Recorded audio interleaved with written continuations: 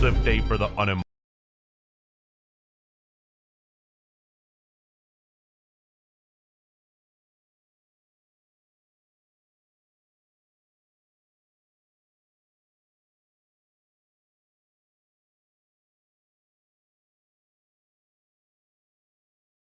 Wait, my mic isn't working right.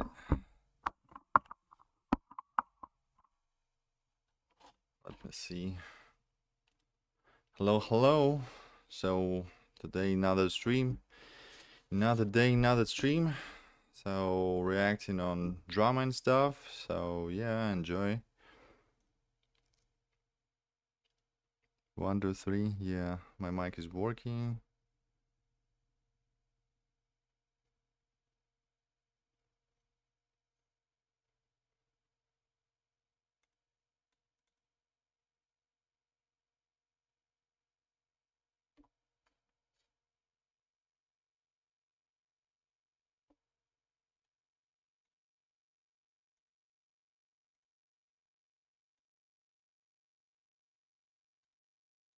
We're not. Stop, stop, stop, stop.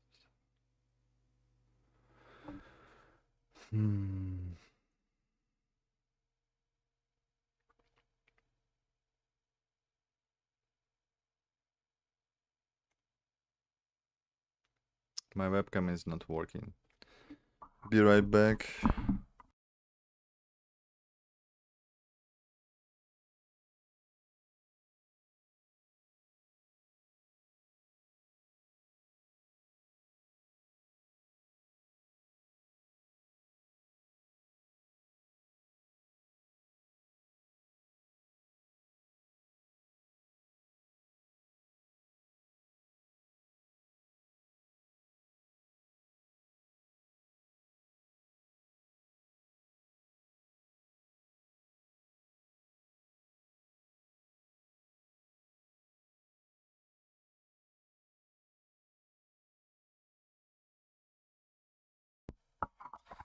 Yeah, right now everything's working, so here I go. Streaming and stuff.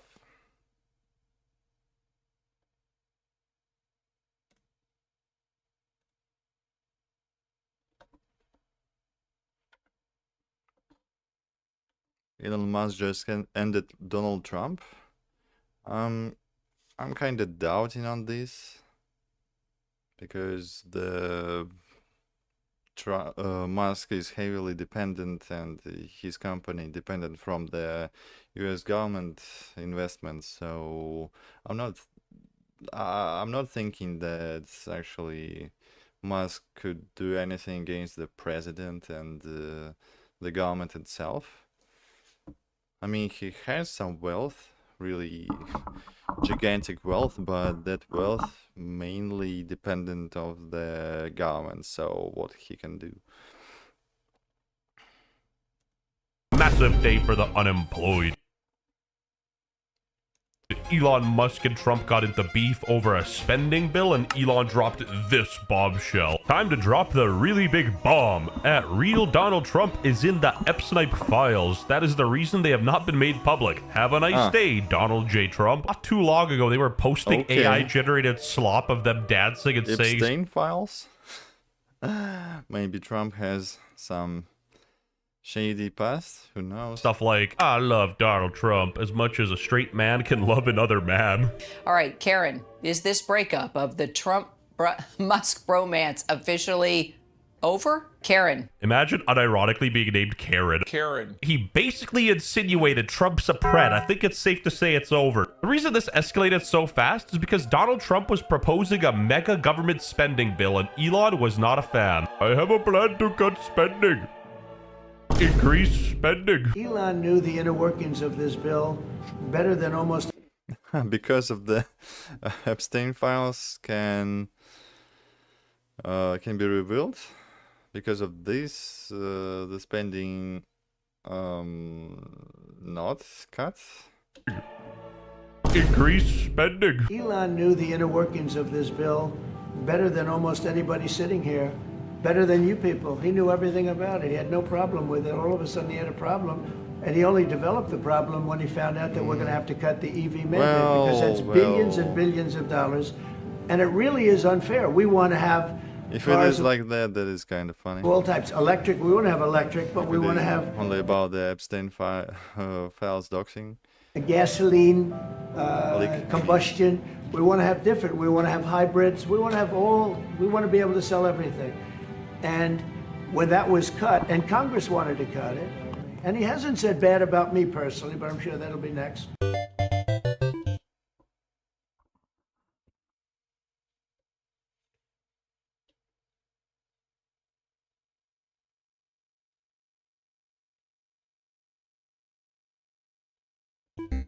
Trump is basically saying that Elon got salty because Tesla and like electric vehicles were being impacted under Trump's bill. And I'm sorry, but I gotta say, you know, it's a tough time to be a Tesla owner in big 2025. Libs and MAGA are both gonna keep my Tesla now, man. God damn it.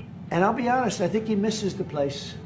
I think he got out there and all of a sudden he wasn't in this beautiful Oval Office. This is like Kendrick versus Drake, but with two Drakes. Anyway, jokes aside, Trump said that Elon understood the bill, and Elon says he didn't. Just minutes later, Elon Musk replied on X, saying, "False. This bill was never shown to me even once, and was passed in the dead of night, so fast almost no one in Congress could even read it." Elon even went as far as saying Trump should be impeached and JD Vance should replace him with a yes. You gotta give Elon some props. He's standing behind what he believes in. He was the What? JD Vance? Really?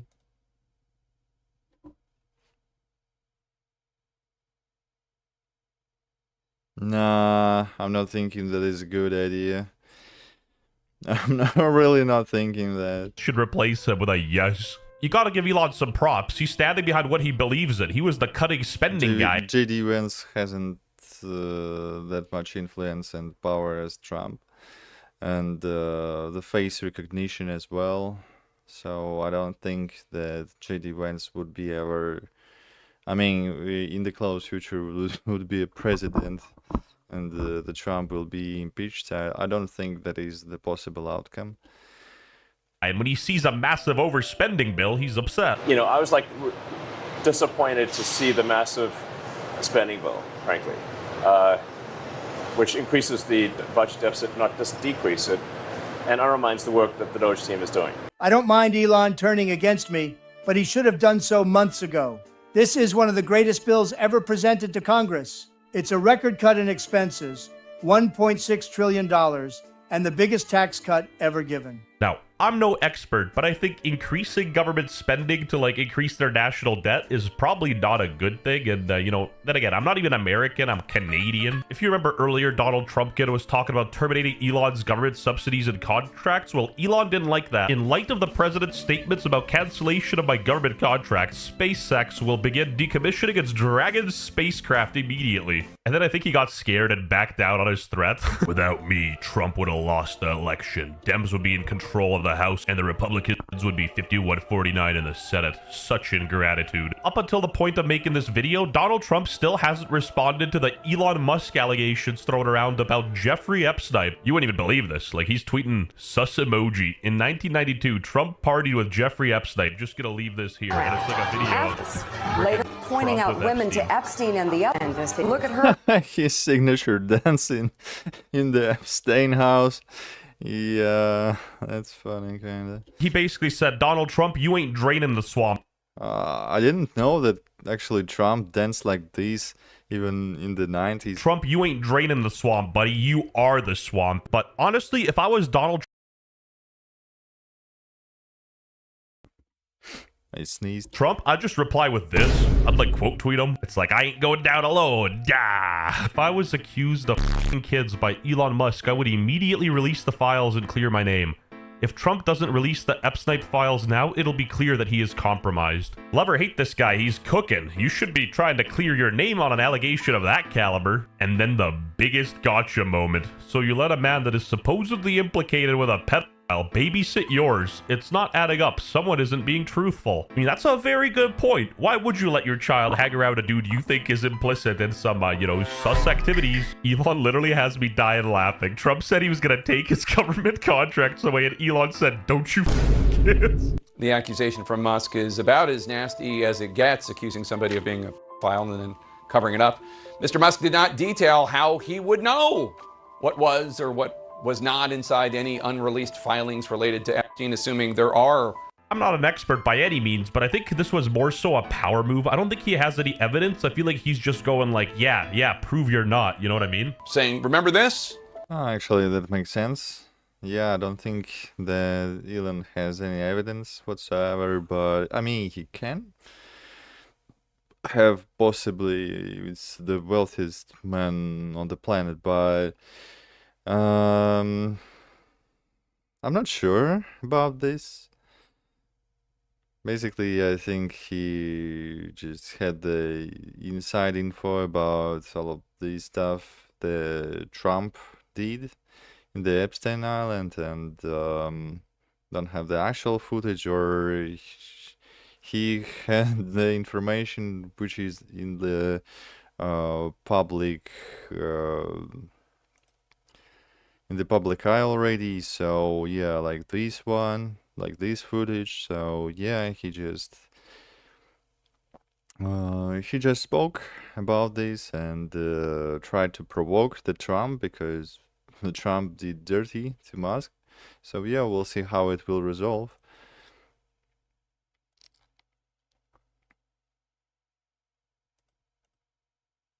To Epstein, assuming there are.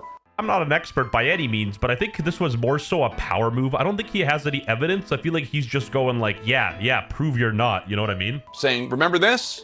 Showing a video of when Musk essentially turned the White House South Lawn into a car dealership. And he gave Trump a Tesla, that red Tesla, which is still... I don't care if you're the biggest Trump supporter Glazer, you gotta admit, the people that were saying they were like a couple were in too wrong. Like, look at their breakthrough. He's like, I got you this car. Like, Elon's got a rubber band to a kind of wokeness never seen before in the human race. Like, is Elon wrong? The US national debt is at 37 trillion, and that affects everybody negatively. I think that we've got this enormous federal budget deficit. And it's a $2 trillion deficit. It keeps growing. Our interest payments are higher than our Defense Department budget. That's I think good. But as I know that the debt isn't affecting on any means the life of the average American, as I heard. I'm not an American, of course, but it's probably not that big deal how some people are saying that many countries are dependent of the dollars whatsoever. So I don't think that anything too bad will happen with the US economy in the close future. So we'll see. Was the real wake-up call for me, was looking at seeing that the interest payments on national debt exceeded the Defense Department budget. And we all know America loves their military, so the fact that it's exceeding even that is honestly diabolical. Yeah, I mean, really, I just don't want America to go bankrupt. I'm just here trying to make government more efficient. And then, in true breakup fashion, Elon starts digging up old Donald Trump tweets saying, no member of Congress should be eligible for re-election if our country's budget is not balanced. Deficits not allowed. Wise words. I cannot believe the Republicans are extending the debt ceiling. I am a Republican and I am embarrassed. Any quick reaction on what's going on with Elon Musk and President Trump on Twitter right now? Oh man, the girls are fighting, aren't they? When AOC starts to make sense, you know the world's upside down. I strongly doubt her supporters will take that lightly. They'll be like, hey, it's not only women who can fight. The patriarchy told you this, but I digress. I asked the robot overlords, who do you think is more right? One word answer. Yeah, but when I see the words mega bill, like mega pint, like I get scared. Marriage would never quite last. You're talking about the world's richest man versus the world's most powerful man. You're talking about two men who combined made President Trump president. Obviously, most of that is President Trump, but Hey, I won't lie, that music went crazy. He's used to getting his way and blustering around just the way Donald Trump is. So you've got two big bulls, you know, behaving badly. Not even 2 months ago, Trump was talking about how he's gonna buy a brand new Tesla tomorrow morning as a show of confidence and support for Elon Musk. And then he turned around and basically said electric vehicles are gay. I feel like Elon's crash out is a bit justified. Like, not only is the bill kind of stupid in itself, his company is being affected more than, you know, it already has. Funnily enough, Tesla stock did crash, but then it recovered. And Elon was like fed up. Is it time to create a new political party in America that actually represents the 80% in the middle? This isn't even about taxing billionaires more or less, but I feel like most people don't want there to be legal loopholes for really rich people to exploit, you know what I mean? I don't think 80% of the people want there to be shell companies and offshore accounts either. Yeah, Donald Trump's never logging into his Twitter account again, Elon. This is the only way Elon Musk and Trump can settle this. Okay, dude. Oh no, man. What? I mean, at first I thought that is the reference to, you know, the real life Trump's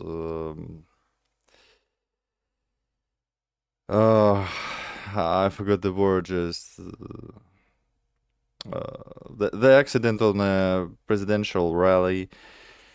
Yeah, where the guy is basically has been shooting from the kind of similar location, but yeah, if they will resolve this in the game, why not?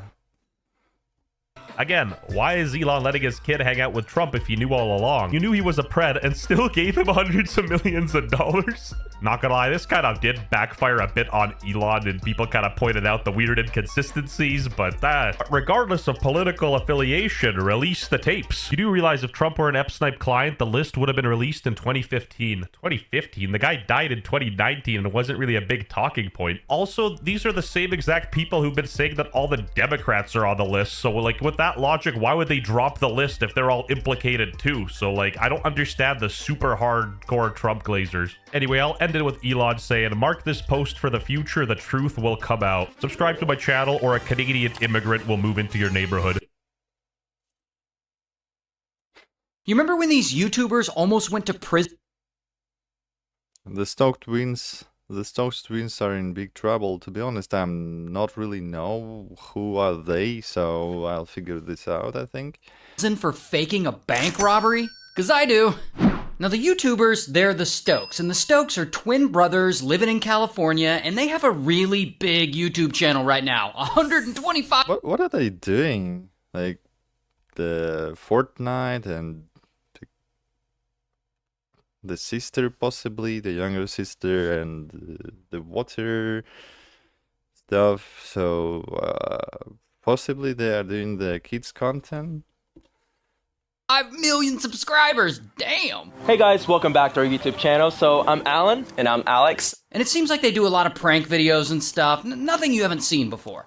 But one day in 2019, when they're both 23, shit gets wild. Because during this time, they've only got like a few million followers on YouTube.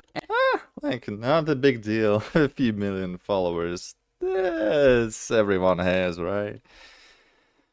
And like all YouTubers, they really want to grow big, much bigger than that. And they need to come up with a prank that's really gonna shock their audience, something they know is gonna go viral on YouTube. And so the Stokes, they put their heads together and they come up with one of the dumbest prank ideas I've ever heard of. They're going to pretend to rob a bank and then fake a getaway in public. You might be wondering. That's bold. What? Pretend to rob a bank? That's a really risky and shady prank, which can end not the best for the Stokes twins, but supposedly it has been fine for them. I'm not seeing them in jail. Wondering why we're dressed like this, and it's because we're doing a bank robbery prank. So we have a lot of money right here. We're gonna bank robbery prank. I imagine how do they do this? Just go into the bank and trying to actually rob, and the cashier is scarily trying to put the money in the bag, and they're like, that's a prank, and the alarm is already on, and the police is coming, and they are like, that is a prank, that's only a prank, don't cuff me. Be running around in front of people and making it seem like we just got done robbing a bank. Oh, what could possibly go wrong? Let's try to get this video 100,000 likes because we're literally... Yeah, they can get this number. I think that's a bold idea. Really risking our lives doing this video. So, all right, let's do this. So anyway, they dress up in all black outfits and they go out and they buy black ski masks to cover their faces so they look like bank robbers. And just to make sure the prank looks really especially real, they buy a bunch of fake dollar bills and they shove them into 2 duffel bags. Then, on the day of the robbery, the Stokes find the perfect location to stage this. And once they get to the spot, they call an Uber to show up and wait for them. At the same time, their cameraman hides in the bushes and he waits for the prank to start. And then... okay, they pranking the taxi driver with the fake cash and the outfit. Okay, that's less bold than I expected, but still kind of bold. The taxi driver still can report this to the police and they can get into the big trouble. And boom, it starts, and the Stokes sprint across the street, dressed like bank robbers, and they jump into this Uber. Now, remember, this poor Uber driver has no idea what's going on or who these guys are. Our getaway driver just bailed on us. What is it? What is like this? Oh, we're going to like a costume party. Could you step on it, like step on a gas? Just every year. Okay, can I just take this right? Just get out of my office. No, we're gonna get caught. Oh man, this isn't good. Now, he eventually kicks them out of the car and he drives away. But... yeah, if you would say this to the real bank robbers, I don't think they would go out from the car that easily. But fortunately for him, that was just a prank. Just a prank, bro. A random passerby on the street, I guess he sees the whole thing go down, and this person thinks the Stokes are actual carjackers trying to take this guy's Uber from him, and this person calls the police. And then another person calls, and then another person calls, and then another person calls. Of course. How it would be otherwise? Of course the people will call the police because really shady things are happening, and they're actually seeing that is an actual robbery, so... Because they're all thinking the same thing. And so, after all these panic 911 calls, the police are like, oh shit, there's some kind of robbery! And a bunch of officers head that way. And then the first officer rolls up. Hold on. You guys just get out of an Uber a minute ago? This is what's gonna get someone potentially gun stuck or someone hurt. We have people stopping in the middle of the street because they're watching this. Guys pulling up ski masks, throwing stuff on the ground, changing clothes. Now, at the same time, other officers are out looking for the Uber driver because they think he's in on this alleged robbery. No, the innocent man will be under the investigation right now. A short one, but still. Yeah, they did really dirty to him. Too. And so, boom, a bunch of cop cars roll up on him and they no, the poor man. Swarm his car. And they've apparently got their guns drawn at him and they yell at him like, get out of the car. And the poor Uber driver's like, wait, I have nothing to do with this. And yeah, actually not. So they question him and they eventually realize that he isn't actually a getaway driver, so they let him go. Meanwhile, more officers roll up on the Stokes and they question them. They basically pranked the Uber driver with the swatting. It's so fucking dumb. Yeah, and the Stokes assure them that this whole thing was just one big joke. I just didn't expect this to actually happen. Didn't expect? He didn't expect that people will call the policeman. They will the guys in the ski mask and the fake money go into the car to hide from the police, possibly. Really? Because like most some people are just always laughing. Now, luckily for them, the police are actually fairly chill about it. Think about what's going on nowadays. Think about it, man. You've got to be smart on that, man. You know better. Yeah. Like I said, I want you guys to be creative and do what you want to do, but you've got to be smart on this. What do you think people are going to do? And you're lucky you didn't get any guns drawn at you. You're absolutely lucky you didn't get any guns drawn at you. And he's right. They're lucky they didn't get guns drawn on them. But apparently the Uber driver wasn't so lucky. You got your Uber driver pulled over too, and he's freaking out. Now, since the Uber driver pooped his pants. Since the Stokes are just a bunch of goofy YouTubers, the police decide to let them go with only a warning. And everyone can go home happy, and the Stokes have learned their lesson. Only a warning? That's too easy for them, I think. Until that's too easy. The Stokes have not, in fact, learned their lesson. Because only 4 hours later, they decide, actually, let's do it again. Yeah, sure. And this time, that wasn't slide, right? So they show up on a nearby college campus. Oh, okay. The college campus is way worse location because of the old guards and alarm clock and everything, and it's actually can involve kids, so it can possibly be a shooting, so it can be much worse than the random street. Campus, UC Irvine, and they're still dressed in all black, carrying their duffel bags full of fake money. And so, pow, they start doing this prank there. And they do it again, and they do it again, and again. They keep running around this campus, pretending to be bank robbers on the run. Oh man, I gotta go. And some of the students can tell that it's just a stupid prank, but other people on campus, once again, they think that they are actual criminals on the loose, and they call police. Here's the thing, though. It's not like the Stokes don't know that what they're doing is bad, because not only did they get lectured by those officers hours before... You've got to be smarter. Yeah, they just went from these really clean and these only just warning, so they clearly didn't learn their lesson, and they didn't have basically any serious consequences from it, so they just get away from these really fine. But while they're on campus at UC Irvine, they actually stop and talk to some of the students, and they brag to them about having the police called on them earlier that day. Yeah, no, we've had the police calling on us like all day. So like, I called an Uber driver, right, and we both got in the car. People like saw us get in the car with like the ski mask and everything on, and then Uber driver kicked us out of the car. 1 minute later, there were like 10 cop cars that pulled out like guns on him. Like they were like rifles. They thought he was a getaway driver, so he had like 15 guns like put on. He's like, I'm not even a part of this. So like, yeah, poor guy. So anyway. Yeah, exactly. Poor guy. He was pranked really hard.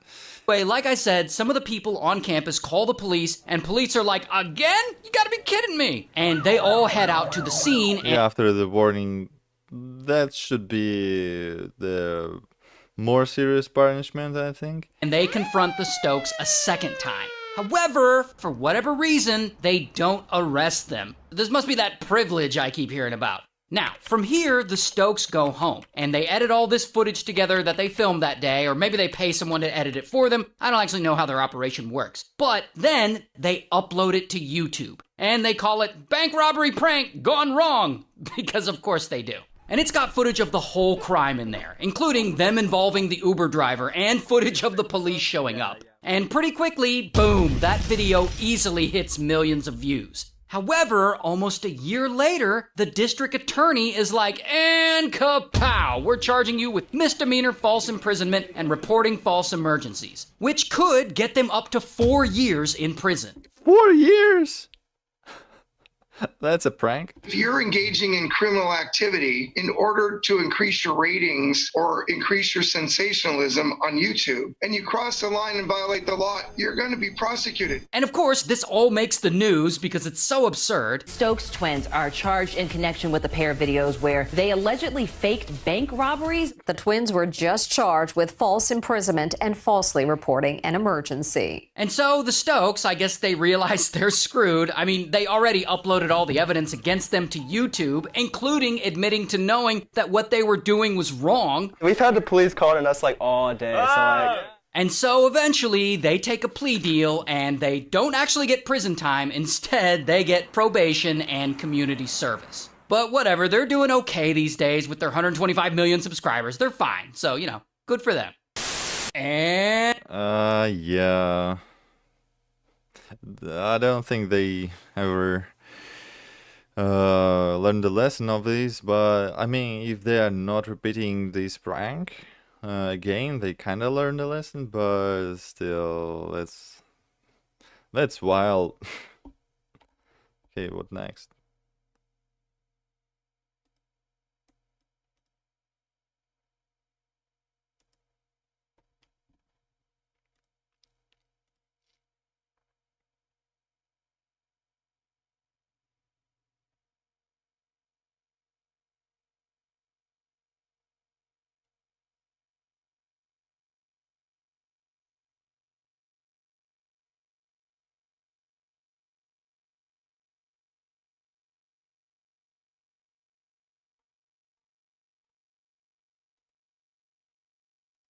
Just be careful.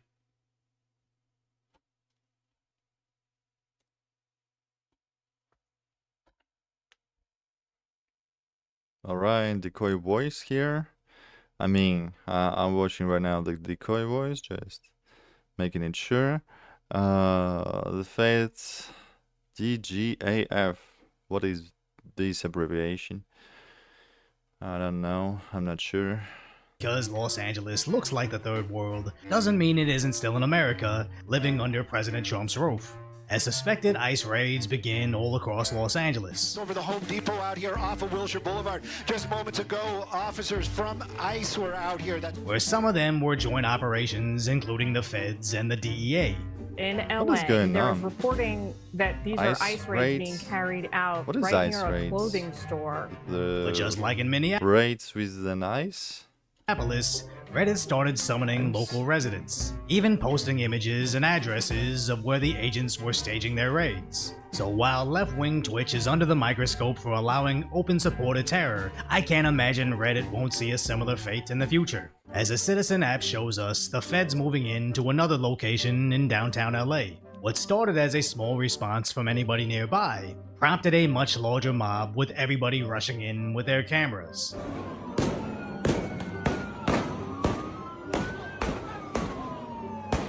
As this isn't so much about stopping the raids, but getting their social media moment.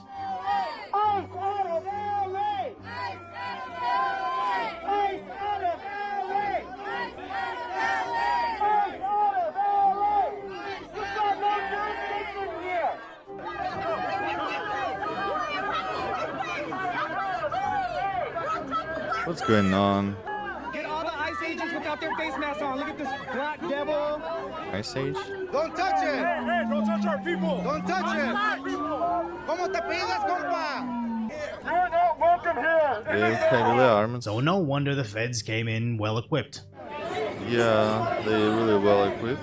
Now there were rumors that the business owner blocked in the feds, but at the very least, the mob blocked them in. You know, I think they're just trying to get the rest of the agents out. This is mostly FBI at this point. So now it's just a matter of the remainder of the investigators and like agents to leave the location. So, Carlos, you mentioned Army? ATF agents, but you also said... I thought there is an army involved, but there are the agents. I don't know, I'm confused right now. Homeland Security, we saw ICE agents, you said, but they have mostly focused on just the one building ambiance, correct?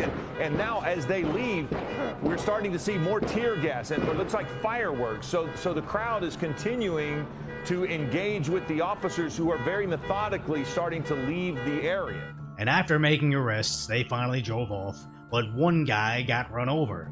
Here we are. We're in the middle of the street here. You can see one person trying to stand right in front of this SUV here, but he's going to... The mad people. It's just such a dangerous situation here. He's just a mad guy.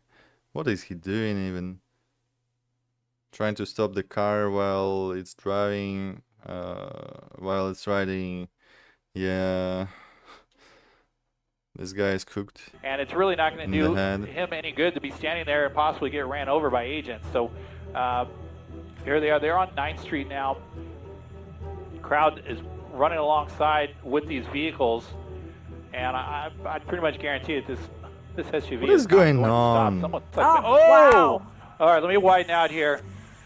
Then moved aside and then immediately took off. And we watched these agents almost as if it was a chase. They got together in the caravan, and we watched as those agencies or those 3 vans went to the Roybal federal building where they took the people that they had detained. That was 100% his fault, as the van gave him every opportunity to get out of their way. But that so-called protester forgot they weren't dealing with the soft-on-crime, castrated local coppers. These were feds, as the citizens were super upset at the LAPD assisting in crowd control. Why are you collaborating with us?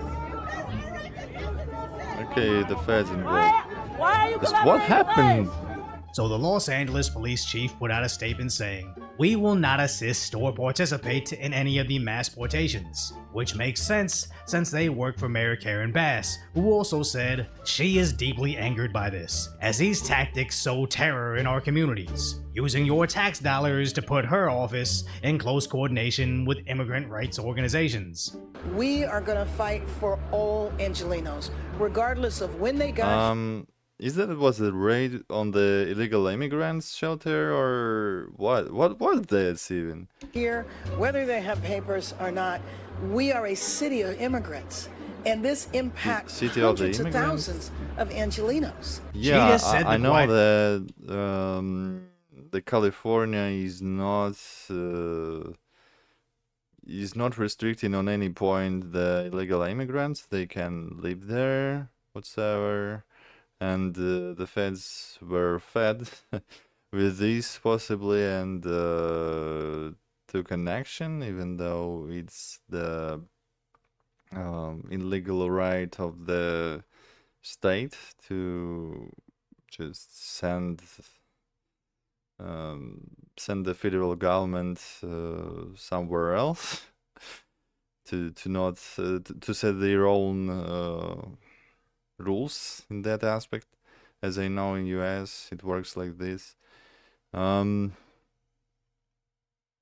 Report loud, as a conservative estimate of undocumented in Los Angeles is over 800,000, so no wonder she's gonna cater to that specific community, as more businesses and citizens just like myself are leaving Los Angeles, so of course she's gonna support them, as their long-term goal was always to grant them amnesty. So sadly, I imagine she'll even allow them to riot tonight with little to zero repercussions. And make sure you're subscribed to this channel to see that follow-up footage, as basically every liberal city is seeing this, with Chicago witnessing similar arrests.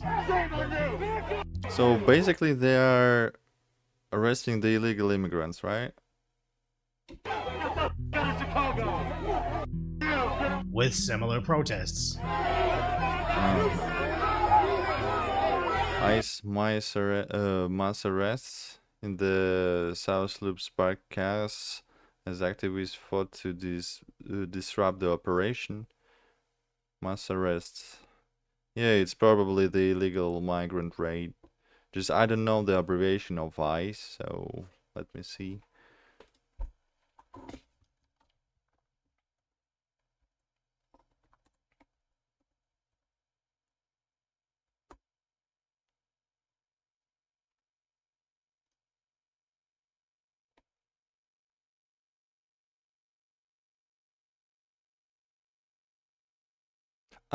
Yeah. I'm seeing it right now. ICE raid, that is basically the arrest of the illegal immigrants to deport, ultimately deporting them from US. Yeah, co-workers, community members, individuals. Okay. The Trump feds are working in this matter.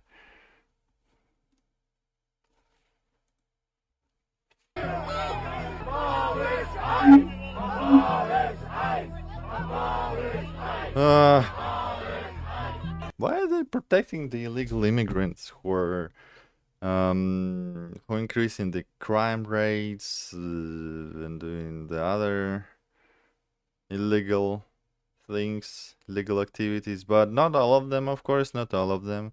Some of them are okay, but the fact that illegal immigrants are in some point doing more crime, and they are not having the access to many stuffs like the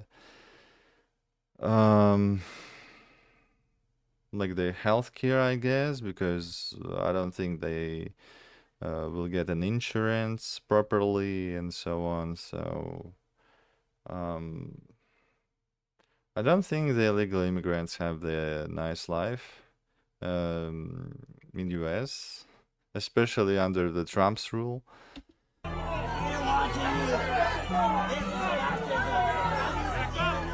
What? Does he have the paintball gun right here? Is it because he has it to not harm the protesters or civilians or whatever? Why does he carry this? Why are you wearing a mask? Why are you wearing a mask? As their city aldermen show support for the protests. What we saw here today, masked individuals. These are people are no law enforcement. These are masked individuals. These are Proud Boys. Don't show their faces. They're kidnapping people. And here in Chicago, we are saying no to the fascist dictator who's kidnapping people. He just compared federal agents to the Proud Boys, but honestly that wasn't even the worst analogy, as over in Boston, they were arresting some pretty terrible individuals. ICE then arrested this Salvadoran illegal alien, who was previously convicted of child. Oh, I get it. I get it. They're arresting maybe not every illegal migrants, but the illegal migrants with the criminal record as well. So they're basically arresting the criminals. Yeah, illegal migrants are criminals because they are illegally in US. So it's fine to enforce the law in this matter. It's just in the government's opportunity. He was deported in 2017 after he went to prison and illegally re-entered the US. He was found living right next to this children's playground. But what did Boston's Mayor Wu say? Oh no, he lived in the neighborhoods nearby the children's playground and did the sexual assaults. I don't know of any police department that routinely wears masks. We know that there are other groups that routinely wear masks. NSC 131 routinely wears masks. Mayor, just to clarify, are you comparing ICE, you said, to NSC 131, the neo-Nazi group? Are you comparing them to a neo-Nazi group?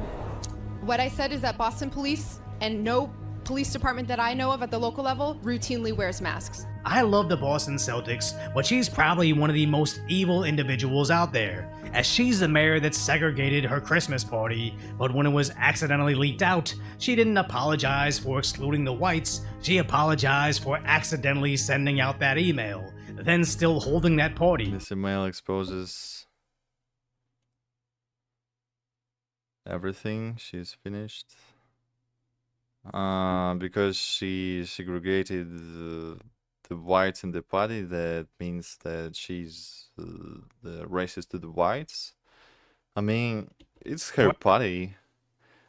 She can invite on her party whoever she wants, isn't it? Accidentally sending out that email, then still holding that party. I mean, of course, for the official of that rank, that's the reputational damage, but that also sounds weird. Like, if she doesn't want to have the white people on her party, why does she would ever just invite them? I don't understand it. Individuals out there, as she's the mayor that segregated her Christmas party. her Christmas party. Isn't it just Christmas party with like family and friends? If she doesn't have the white friends or white family members, why does she would be include the white people? I'm not getting it. What? Maybe I'm getting the situation is wrong, but from the first words, it sounds like she just had the party and just didn't include the white people because it wasn't that public. It wasn't public at all. Possibly this is the first thoughts what came to my mind. But when it was accidentally leaked out, she didn't apologize for excluding the whites, she apologized for accidentally sending out that email, then still holding that party. The disgusting part being, is she has white kids, so she doesn't mind perpetuating a world that would discriminate against her own family, all because it makes her a better Democrat. But now I'm... Wait. Because it makes her a better Democrat. I mean, I'm not that proficient in the US politics and how it works, but I want to figure out how does it works actually. I'm interested in this country. Yeah.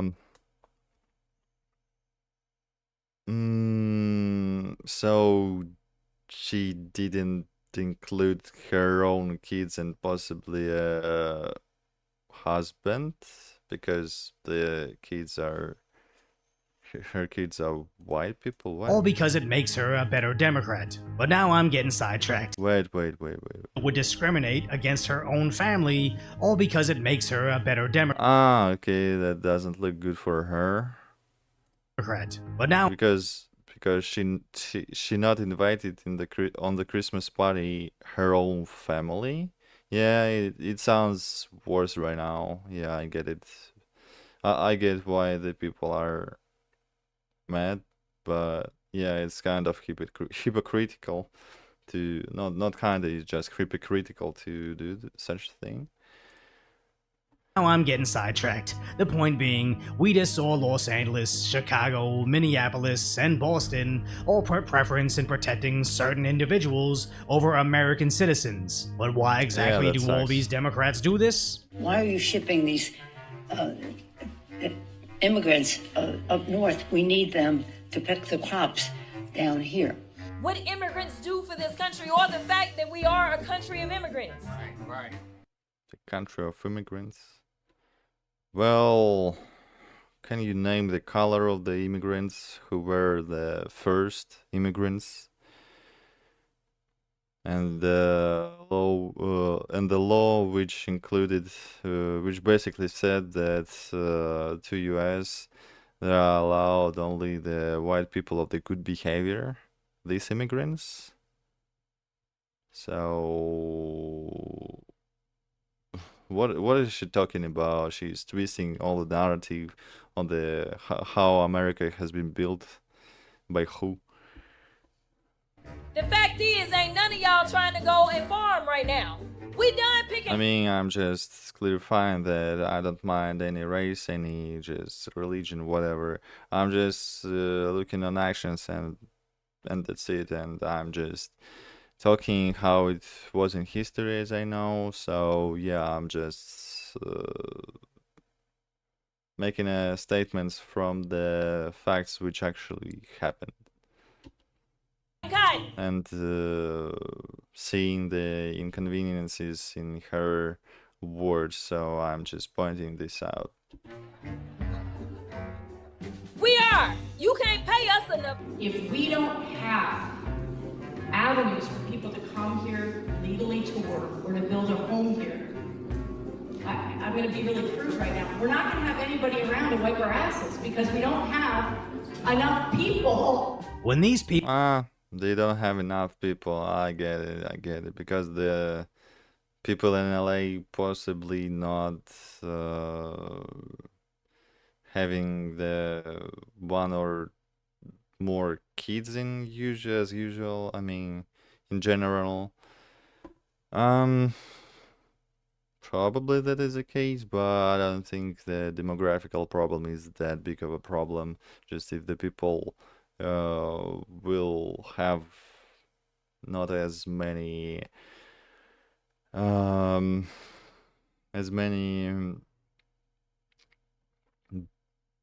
children, and the country will not have as big birth rates. I think that will naturally will be declined because the workforce will be less, of course, but I think the people will naturally change their behavior and law to actually born more people. I don't think that this problem should be solved by the letting the illegal immigrants to replace the locals.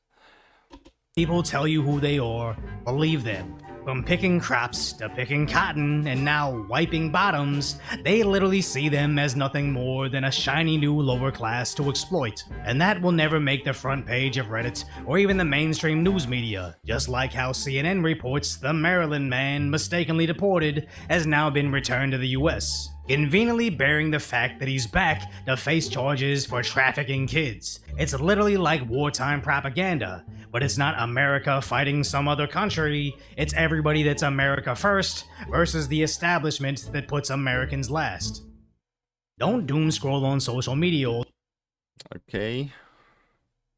Yeah. It's the illegal immigrants and the illegal immigration is a problem. Yeah, I do think so. Not all of the illegal immigrants are the bad guys, of course, and girls, but that's still illegal, so it should be took under the control.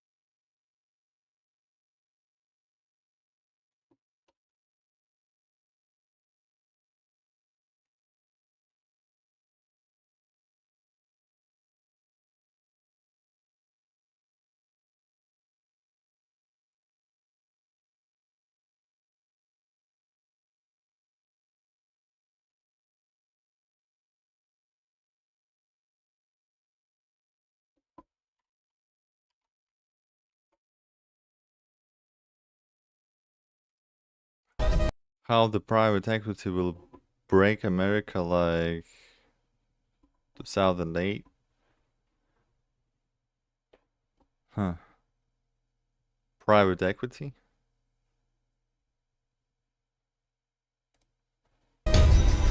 When you hear 2008... Yeah, it was the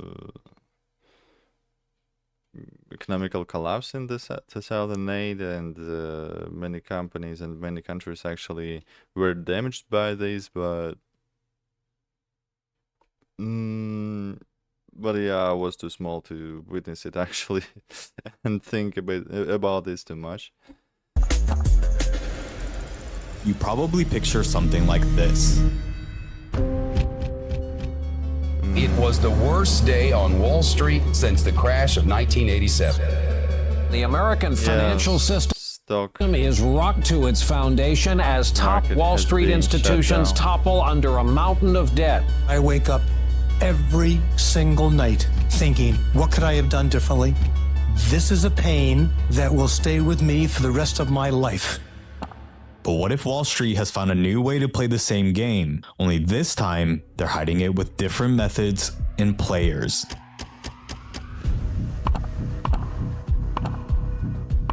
So what does private equity even do?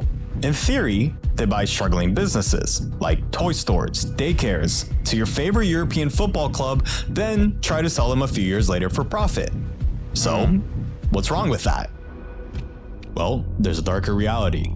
Take Joan Fabrics. Private equity bought them, took out millions in loans under the company's name, paid themselves from the loan, and by 2025 and 2 bankruptcies later, every Joan store in America gone. But that's one story from a bigger picture. Over 100 companies, Chuck E. Cheese, Payless, Hooters, were crushed after private equity took control. And oh yeah, all that happened in just 1 year. But why should you give a damn?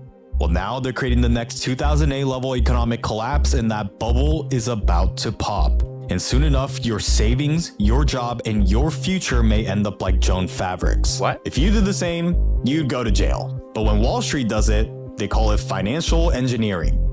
So I spent weeks digging into this playbook, talking to experts, reading filings, and following the money just to figure out what's happening. So they are just taking the loans and they bankrupting them? Is it legal in US?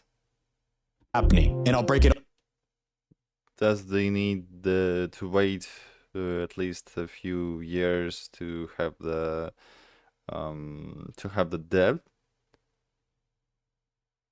to actually be bankrupt there? All down in a way that's actually easy to understand, just like Margot Robbie did, but better. Now, fuck off. So to explain what's happening, the best way is by showing you right here on my desk. So I'll be private equity in this demonstration, because once you see how this works, you'll understand why so many companies are suddenly going bankrupt and how that can lead to a major collapse. So again, I'm private equity, and let's say I want to buy this company for $100 million, but I don't want to risk much of my own money. So what I'll do is I'll put in just $20 million of my own cash and borrow the other $80 million from the bank. But here's the risk. The company I'm buying is the one responsible for paying back that $80 million. Because look, I own them now. They have to do what I say. So what I just did is called a leveraged buyout, or LBO. And the great thing about it is that the company is now on the hook, not me. But I'm not done. This is where it really gets started. Now, not he? Isn't he also guilty for such could be guilty for such manipulations? Isn't he an owner of the company right now? I'm not getting it. Just how can the owner cannot have any consequences from the companies being bankrupt and not paying the credits for the bank? Now that I own the company, I go back to the bank and say, can the company borrow even more? And this is key here. And why the bank actually is giving that company so much loan? So what is the case here? So now the company takes out a second loan, not to grow it, not to improve it, but to pay me as the private equity owner. And this loan is called a special dividend. And just like that, boom, I already made money. But the company has even more debt. Now it's drowning twice as deep, and the company itself hasn't changed at all. That's exactly what happened at Toys R Us. In 2005, private equity firms bought it, loaded it with debt, and made it borrow even more just to pay private equity $470 million in special dividends. 2 years later, the company was spending over $400 million a year just on interest payments alone, and soon enough, never recovered, and 33,000 people lost their jobs. Now here's where the system gets really dangerous. Remember, when I, as private equity, bought the company, I borrowed most of the money from a bank. So the banks figured out a way to pass this risk to someone else. And the best explanation is Anthony Bourdain. He explained it in The Big Short as taking the fresh fish he bought at the market on Friday and taking the old piece of the fish that couldn't sell, and instead of throwing it away, reselling it as fresh new fish stew on Sunday. So that's exactly what the banks did. They take all these risky loans that are under multiple different companies and bundle them together into one big package to sell it to others. That stands for collateralized loan obligation. Basically, just a bunch of company loans all packed into one box. So you might be thinking, why would anyone want to buy loans from a bank? So what they do is split that bundle into layers, rated by how safe each one is based on how likely that loan is to be paid by whoever it's under. The top layer gets labeled AAA safe, so it looks super low risk. And this is the part that gets sold to pension and retirement funds, because they're only allowed to invest in things that look safe so they can guarantee returns for old people. The middle layer is called medium risk. That usually goes to insurance companies. And the bottom layer, yeah, that's the junk, sold to hedge funds hoping for big payouts. Pretty much high risk, high reward. But here's the thing, from the top being the safest and the garbage debt underneath, it's all connected. In 2008, it was the same trick, but with mortgages instead of companies. They took a bunch of risky home loans, mixed them with a few safe ones, and sold the whole thing as a safe investment. And just like then, people bought it because they didn't see the risk hiding underneath. So now you understand the stakes. But for any financial bubble to burst, you need a trigger. And in doing so, you'll see if this collapse is really gonna happen, or is this all just fear mongering? And with summer coming up, things are gonna start to heat up in many ways. That's why I use my sponsor Raycon to stay locked in. I don't know if it's just me, but the reason I'm actually making this video is because I saw a viral TikTok. And they're hiding the bubble inside a private equity black box. It makes it almost impossible to see what they're doing. Almost. In this video, she claims that what I just spent time explaining will bankrupt the entire American pension system and create an even bigger collapse in 2008. If she's 100% right, that would be a disaster. But if she only cherry-picked the facts, then all due respect, it's fear-mongering. And I only care about the truth. So to put this to the test, I decided to speak with somebody in the industry and the person behind this YouTube channel. I started my career as a consultant, transitioned into various different private equity roles, including working, funny enough, at a pension fund in private equity. So I've a context there, worked at a family office in private equity, and now I'm doing something kind of in and around private equity as well. So private equity can do something bad against him if he will reveal his face.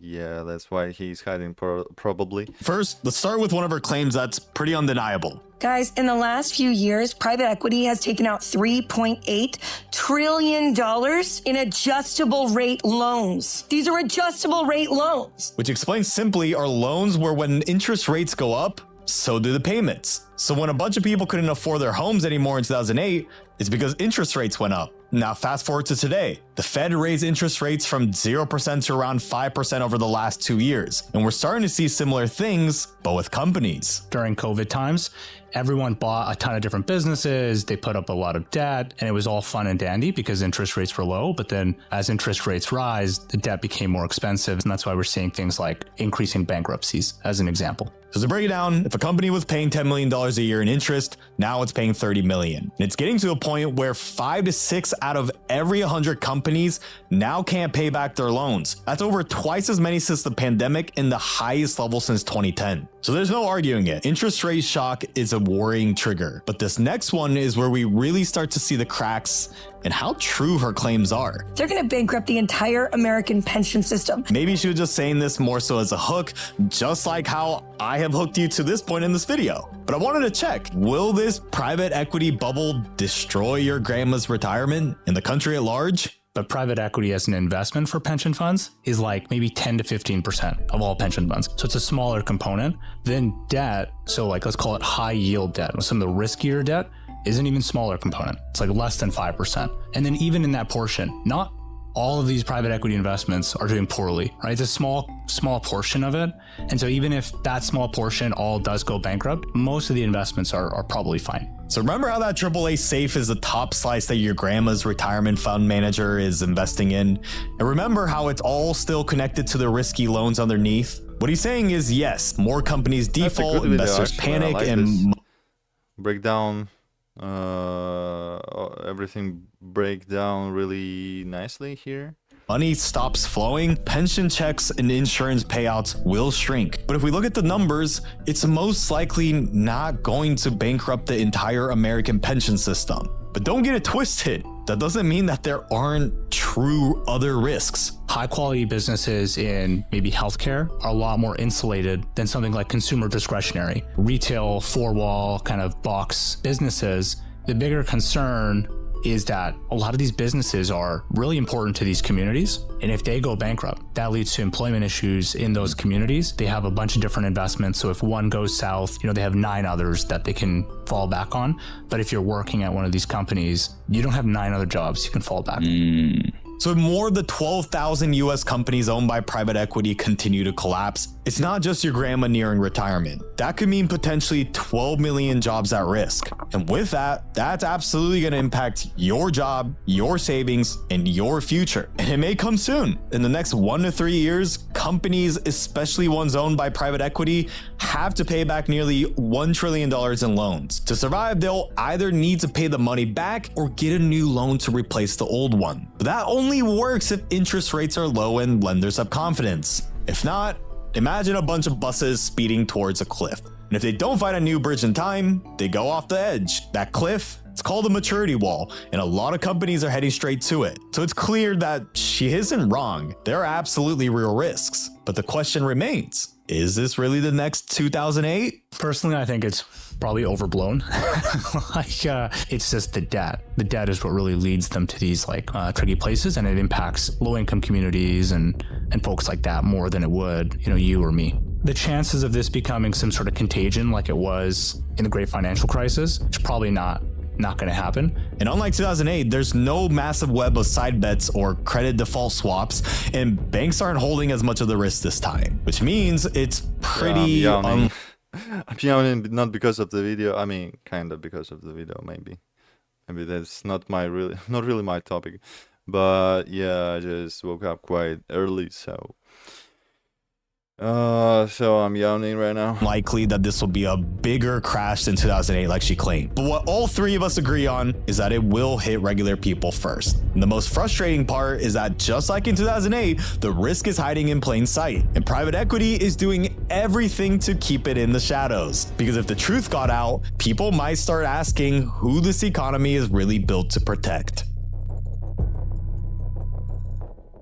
But Wall Street has already been working 10 steps ahead to prevent that. In fact, they're reusing the same exact playbook from 2008, because after the collapse, public outrage actually forced the government to crack down on banks. And despite Wall Street's heavy lobbying, some new regulations actually passed. But as we're seeing, money still talks, because risky behavior didn't just disappear, it just got spread out. Because here's the truth, private equity may have built this new machine, but the whole system keeps running it. In fact, the pension funds themselves are that perfect example. The reason why pension fund managers that should be investing conservatively are investing in private equity is because it promises higher returns. And pension fund managers are incentivized to beat their benchmark because that's how they get bigger bonuses. Since private equity owned companies aren't publicly traded like a Meta or Google where you can read their financials, no one really knows what they're worth. So private equity usually inflates these companies' values, some to a point where in reality, these companies are weeks away from bankruptcy. So it becomes a twofold win-win system. It makes private equity look good when the returns look good,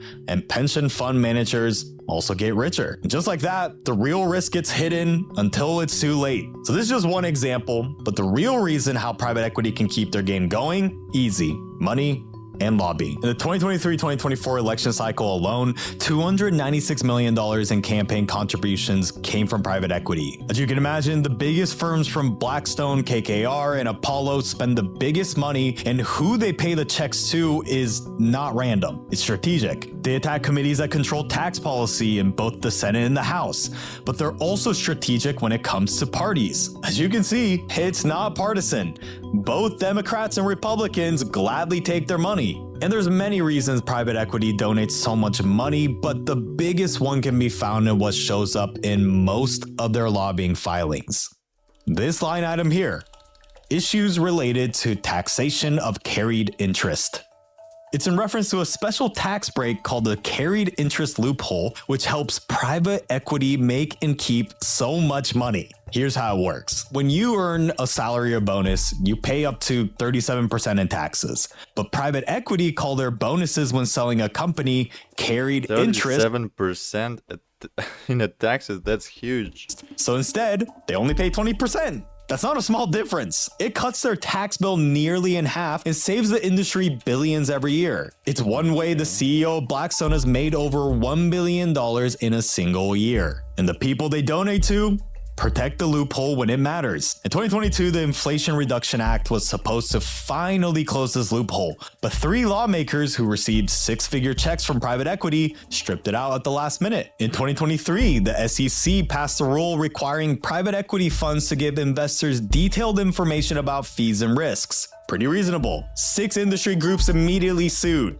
And in May 2024, a federal court struck down the rule completely. Closing down this loophole would save taxpayers like you and I $14 billion over 10 years. But Wall Street spends just hundreds of millions to keep it open. Say what you want, but private equity is so damn good at making money. And that's a pretty damn good return on investment. And on top of donations and lobbying, there's a main reason why regulators don't regulate. Jay Clayton used to be the head of the SEC, the agency in charge of regulating Wall Street and protecting investors. But after leaving that job, he joined Apollo Global Management. I cannot say much about this stuff because that's not in what I'm good at. I'm not good at financial aspect, and yeah, that's definitely not my major.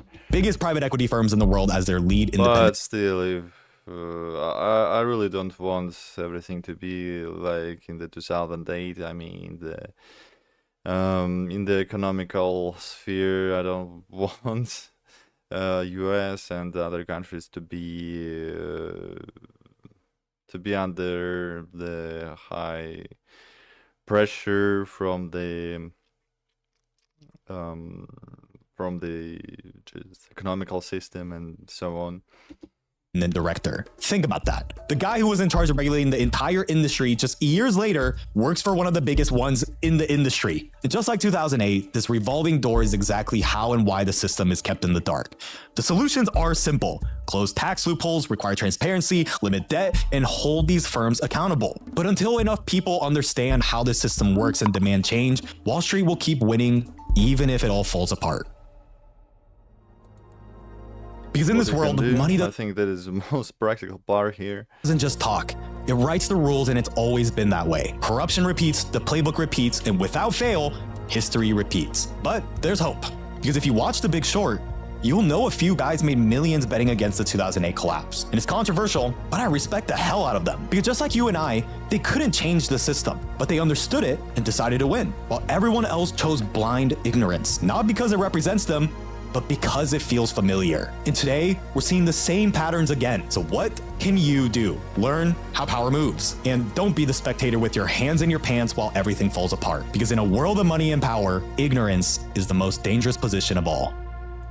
So basically, the companies are hiding their, how you say, junk in the bottom and trying to sell all of these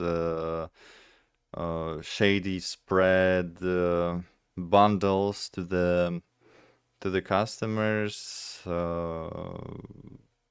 and just it works for them because it's spread, as I guess, and it damages because all of these junk interests are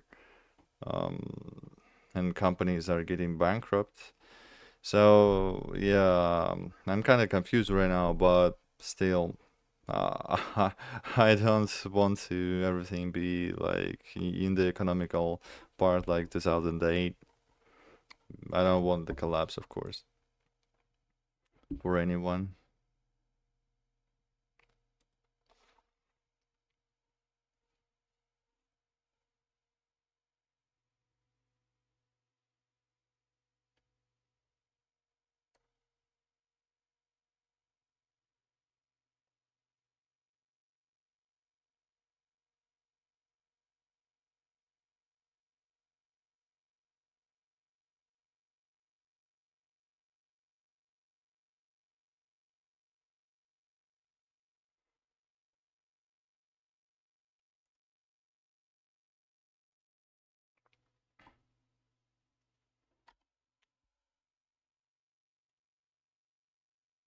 Paris suffers Truly pathetic.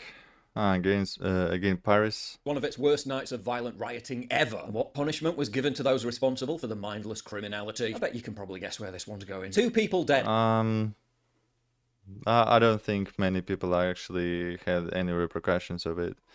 I mean, any punishment. Hundreds of injuries, dozens of cops injured, one in a coma, 700 fires, over 1,000 vehicles burned, widespread vandalism, looting of stores and serious damage to public infrastructure. Chaos which caused up to €1 billion in damages total. The comeuppance for the culprits? Barely a slap on the wrist. The first group to appear before the 23rd chamber of the Paris court were all freed. Literally none of them are going to serve actual prison time. One admitted to throwing fireworks at police as a no one actually has been in prison, really? Yeah, Paris and France is cooked if they are not in prison, any of them. 23rd chamber of the Paris court were all freed. Literally none of them are going to serve actual prison time. One admitted to throwing fireworks at police as a revenge attack against the mob getting tear gas, claiming he was unaware it was dangerous to unaware, really? lob an improvised mortar at another human being. 3 months suspended sentence, €500 fine. Truly pathetic. Another claimed he hurled a firework at police without ill will. Presumably it was just meant as a friendly greeting. 8 months suspended sentence, 5... Friendly greeting, yeah, I get it. Like the friendly greeting was the was where the guys in the Manchester just killed the grandpa the firework by putting the fireworks in the house. Like that is really sad and disturbing. €100 fine and has to attend a citizenship course. Yeah, I'm sure that'll do wonders. Truly pathetic. Ali, a Tunisian migrant, threw a tear gas grenade at cops but blamed crowd psychology and said he was not conscious of his actions. The court apparently bought that nonsense and instead of sending him to prison, sent him on a citizenship course. Truly pathetic. Brahim, whose hijab-wearing mother testified that he was a good boy really, said he meant to throw a firework mortar above and not directly at police officers, and despite a previous criminal conviction for damage to a public space, they believed him. 2 months suspended sentence, €500 fine. Truly pathetic. After the riots, Macron vowed to crack down on the perpetrators, insisting, "We will pursue, we will punish, we will be implacable." And instead, the courts rolled over and gave them the green light to do it all again. Do you know of a more stark example than France of a country committing civilizational suicide? They invite in millions of migrants who despise them. Those migrants then have kids, who despite legally being French citizens, hate France to an even greater degree, then destroy French cities while waving the flags of foreign countries, with virtually zero consequences whatsoever. And then the electorate in election... Really? Yeah, zero consequences.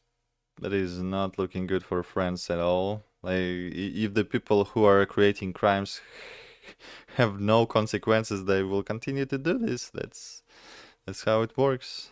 If such people will not be punished, then these people will continue to do this again and again and again. So these people can learn their lesson only by meeting the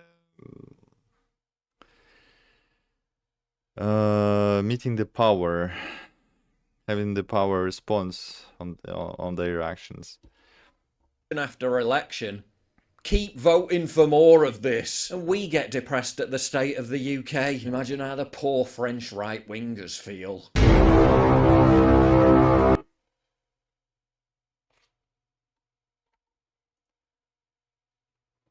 Okay, let's finish with the news for now and watch something more chill.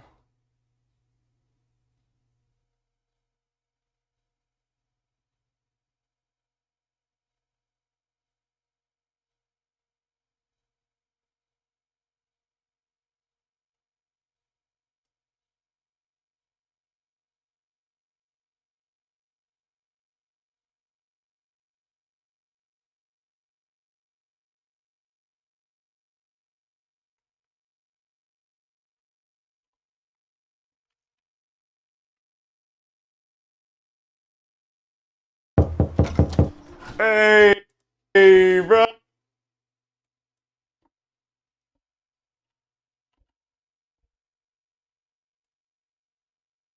When your unemployed friend crashes on your couch. Hey, bro, how you been? Hey, You mind if I stay on your couch for a couple days? My mom hella mad at me. Why? Bruh, she fucking tripping. All I did was use my grandma's urn as an ashtray. Like, if Granny can have her ashes in there, why can't I? Hey, yo, my name's Josh. I'm 31 years young, and I'm living my life on some YOLO type shit. No, you're unemployed. Not everything's about money, bruh. You still live with your mom? Yeah, bro. I just been out here at home base trying to focus on my bread. Oh, you're getting money now? Nah, bro. Like, I'm trying to get a job at Subway, but they won't hire me just because I got tattoos.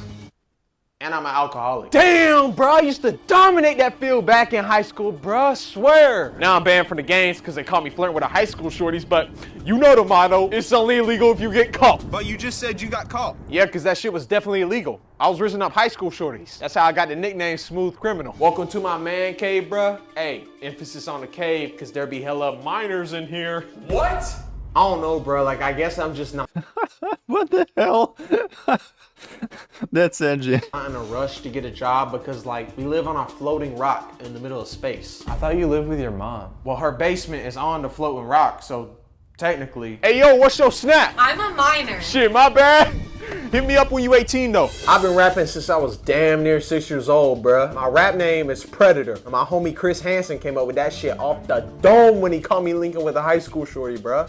Y'all ain't know I rap for real? Let me give y'all a little taste. When I'm in my hometown, I like that style of the 19th footage. Ride around with the windows down to clear these dark thoughts in my head. I gotta do this ride around shit in GTA. I ain't got a car. Nah, some real shit though. What's your snap? I'm 15. Quit playing hard to get, Shardy. Yeah, this is my new girl. She fine as hell, bruh. Dude, you're old enough to be her dad. Dude. Yeah, and she says she got daddy issues, so I'm trying to do the right thing and help her out with that. Damn, this shit hard as fuck. Hey, coach, it's me, your old star quarterback. Joshua, if you don't leave the campus, we will call the police. I'm gonna get a job soon, though. I just been fighting demons ever since Juice WRLD died. On some real shit, though, I'm starting to think they don't like me on the school campus no more. One of the teachers called me like a groomer or some shit. I don't really know what that means, but I think it's because I'm one of the only white boys who can pull off waves. On some real shit, though, my biggest inspirations gotta be Andrew Tate and Eminem. Inspirations for what? You don't do shit. My mama paid me to wash her car the other day, so that... Inspirations. Inspirations just to exist, I think. Basically counts as a job. What would you consider your dream girl? Damn, that's a tough one, because I'm a real lover boy on some Drake type shit. Probably a bitch with fat titties. I assume he loves minors. From the sketch. And a Camaro she let me drive. Yeah, I got daddy issues real bad, so when I see another girl who got daddy issues, I feel like we just connect. Don't you have kids? Well, yeah. My issue is I don't want to be a daddy. Yeah, I got 2 kids. I don't really fuck with them though, because they hella childish. My girl was on the phone earlier talking about something. My daddy don't like you. Bitch, I know. We had beef our senior year. Yeah, he was varsity quarterback and I was JV quarterback, so there was a lot of tension there. Oh God, 12 told me I'm gonna catch a charge if I keep showing up at these high school parties. Hey, it's all love though. I'm more of a kickback guy anyway. Yo, bro, I'm yadded up for real. This one my daughter's birthday in Roman numerals. My baby mama said I got it a day off though. I mean, shit, it don't really matter. People actually have no, I mean, not just have no job, but have no intention to have the job while they have the childrens with them. Children are the big responsibility, and I don't understand why the people are actually getting birth to the children with no thoughts to care of them. Even if it happened occasionally, maybe you should do something more than just goofing around and not caring about anything, not caring about money and the children especially. I mean, I'm talking about the situation here, just, yeah. That's fucked up. Matter though, it's not like my daughter. I think there are actual people, not just the humor sketch. I think there are actually people like this, and these careless parents really ruining the children's lives. In this case, it's better to give the children to the orphanage than to be raised with such parents who don't give a shit about their children. She get that from her daddy. You can't read Roman numerals? No, I just can't read. I'm from South Carolina. On some G shit though, I just really feel like I connect with the younger generation of shorties. Like, they too young to drive a car and I can't afford one. Why are you talking to girls half your age? Oh, well, I hit puberty hella late, so I still kind of relate to them low-key. Hey, after we get done with all this filming shit, there's a prom after party going on down the road, and I heard there's gonna be hella bad bitches there. Hey, big bro, you come with me? We can split a Four Loko. Joshua, stop wasting your time on that game. I'm confused with this slang, actually. I'm not familiar with this.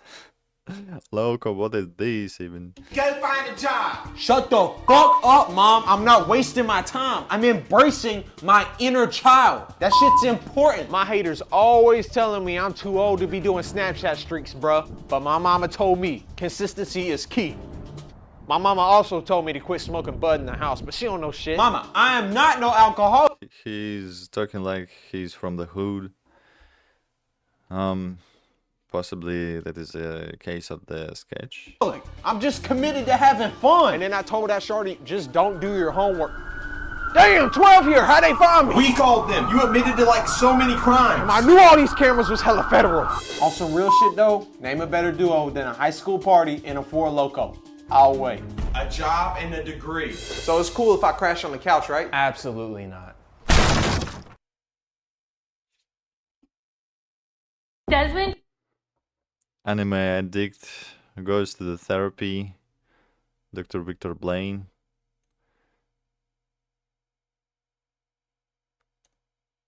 You need to stop watching all this anime bullshit and get a girlfriend. I'm literally sitting with my girlfriend right now. She can hear you, you know. On today's episode of Brutally Honest. She pretends to be his parent. The parent which cares about like his child had the family, not the anime just pillow. Yeah, I mean that's a reasonable take, but still that's the person's business who when he will step into the relationships or with who. But yeah, with all be in love is that kind of the anime virtual chan isn't so healthy, I guess. We meet Desmond Ross, a 31-year-old man suffering from a severe anime addiction. Desmond was living with his sister for the past 6 months due to his unemployment. She says the experience was hell. Oh, hey Desmond. What cartoon are you watching? Cartoon? You fool! This is anime! Miss me again and I will strike you down. Maddie told us anime addiction wasn't the worst part about living with Desmond. It was the smell. Desmond, why does that pillow smell like your bodily fluids? Well, because when your waifu is this beautiful, you're gonna be bursting uncontrollably whether you like it or not. Never mind. Just wash it or get it off my couch. I refuse to wash her. Why? Would you like to be shoved in a washing machine? No, but don't you want to get the bodily fluids off of her? Absolutely not. That's what makes her special. She's covered in my life force.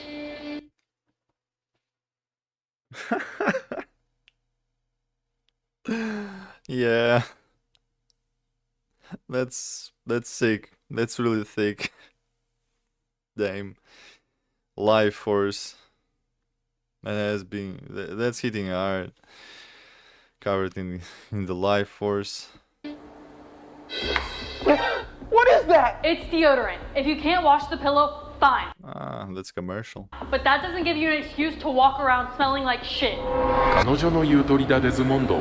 私を起用してくれ。私が君の新しい主人だ。I serve no master. If you want to be put on my body, you have to kill me first. 殺す？ははは。それは挑戦にならないな。Thanks, me. Maddie says she loves her brother and she tried to be there for him, but she's just reached her breaking point. Desmond, stop taking my shit. Where is it? Your precious Funko Pop is stored safely inside a jar within my goon cave. And no, I will not be giving it back. To keep it brief, she kicked them the fuck out, leaving Desmond homeless. It's just me, my waifu, and the open roads. It's kind of like the start of my own anime. Hello, ma'am. I'm new around here. Do you have any quest for me? Stay the fuck away from me, or I will pepper spray you. But ma'am, I will fucking pepper spray you. I don't like the open roads. Desmond, I heard your sister kicked you out. What did you do? Well, Mom, I did absolutely nothing wrong. It just turns out that you raised a hero and a villain. It happens more often than you think. Desmond, you need money so you can pay for a place to stay. Are you looking for a job? Well, I'm seeing this exile as the beginning of my hero's journey, so I'm not looking for a job. I'm looking for a quest. Desmond, please find a job. I want you off the street. Well, Mom, there's wants and there's needs, and these streets need a hero. Hello, sir. I'm new around these streets. Sir, this is private property. You gotta leave. Private property? What's this guy got on his property that he needs to keep so private? I will find out what's on his property and bring his heinous actions to light. All right, I'm calling the cops. Wait, please don't. I give up on trying to be the good guy. Because no matter how much good I do, people don't see a hero. They see a nobody. Hey, you're that guy everybody's talking about. Yeah, I guess I am. Yeah, you're the guy they caught fucking that pillow on the playground. Yeah, 911, I found him. Come get this fucker. Desmond's life on the streets didn't last long, forcing him to move back in with his mother and father. But it didn't take them long to realize Desmond's behavior was a real problem. So they opted to send him here to speak with therapist Dr. Victor Blaine, known for his controversial, brutally honest approach to therapy. As you can see, Dr. Blaine, my son is out of control, and I don't know what to do. I would start with confiscating that pillow. Tried to take it from him once, but when I picked it up, it was as hard as a rock. Desmond's anime addiction has grown way out of control, Dr. Blaine. He had an incident the other day, and now his father refuses to speak to him. What happened? That's called a manga, Father. It's like the book version of an anime. Why are the pages stuck together? One of the pages got stuck to the bottom of my husband's shoe. He hasn't spoken since. That's fucking disgusting. So, Desmond's been living with you for 3 weeks now. How's that been? Hell. Mom, help! Honey, what's wrong? I forgot to wear protection and I think I got my girlfriend pregnant. Desmond, you smell like shit. If you want to live here... Damn. I got my girlfriend pregnant. Desmond? He didn't use protection on the pill. Yeah. That's a sick video. You smell like shit. If you want to live here, you have to shower. Why? I've never seen them shower in Attack on Titan.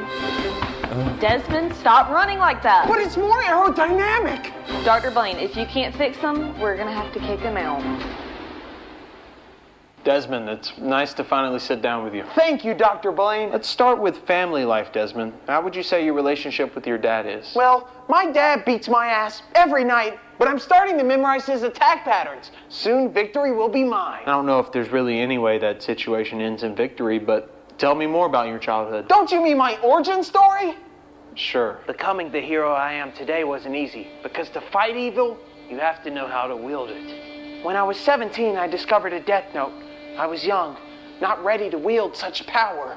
At the time, my bitch grandma was trying to make me stop watching anime, so I wrote her name in the death note. 24 hours later, she died! I had killed my first enemy. My family told me she died because she was 95 years old and had a brain tumor, but I knew the real reason. And even though that bitch deserved to die, from that day on I vowed to never take lives, only save them. And that was the day I truly became a hero. I haven't killed anyone since. Do you also have a brain tumor? The doctors think so, but it's not confirmed yet. Okay, well, next question. Why did you bring a body pillow to therapy? That is my waifu, and her name is Miku. Okay, and why did you bring your waifu to therapy? Because my mom told me this was couples therapy. She lied, didn't she? Yep. Interesting. Then what kind of therapy is this? Think of it like conversion therapy for weirdos. Weirdos? Name one thing about me that's weird. Your girlfriend's a fucking pillow, Desmond. Speaking of that pillow, we decided to ask Desmond if the character on his pillow met the age of consent. The answer he gave us was downright disturbing. He said, quote, "What's an age of consent?" Turns out, Desmond's condition is more severe than we originally thought.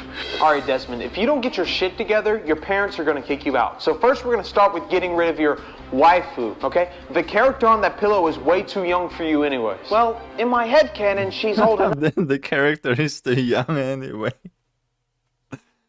That's getting worse and worse. Headcanon isn't gonna hold up in court, Desmond. Next, you're gonna find a hobby. I already have a hobby. And what's that? Gooning to One Piece and Naruto characters. Oh my god. What? You've never watched One Piece? No, but I'll give you one piece of advice. Don't admit that you goon to a children's cartoon. It's not a cartoon, you numbskull! Focus, Desmond. You can beat this guy. You just... What the fuck are you doing? I'm doing this trick where me and the voice in my head come up with a little plan. It's called my inner monologue. Desmond, that's called schizophrenia. What? You know what? This actually adds up, but I think you have severe schizophrenia. Like, you should be worried about this. Maybe I should be worried. Maybe that's what most people would be. But I'm not most people. I'm a hero. And when you're a hero... He's a hero, yeah, definitely. There's nothing you can't overcome. Actually, nice acting. I'm impressed. Desmond did not overcome his schizophrenia. He was last seen patrolling the streets of South Chicago, screaming, "Who dares challenge me?" That was 4 months ago. The chief of the Chicago Police Department addressed this during a press conference, stating it's safe to assume he died a violent death. And as for Dr. Blaine, when we asked him how he felt about not being able to help Desmond's family with their problems, he simply said, the only problem in Desmond's family was Desmond. And according to the Chicago Police Department, that problem solved itself. This has been brutally honest with Dr. Victor Blaine. How it solved itself? It get dark really quickly. How it solved itself.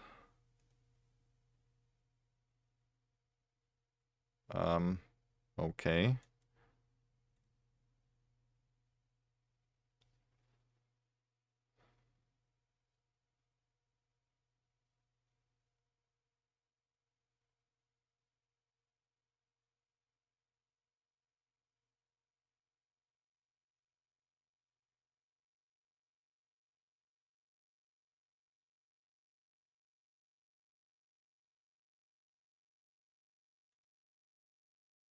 There's no way you gotta...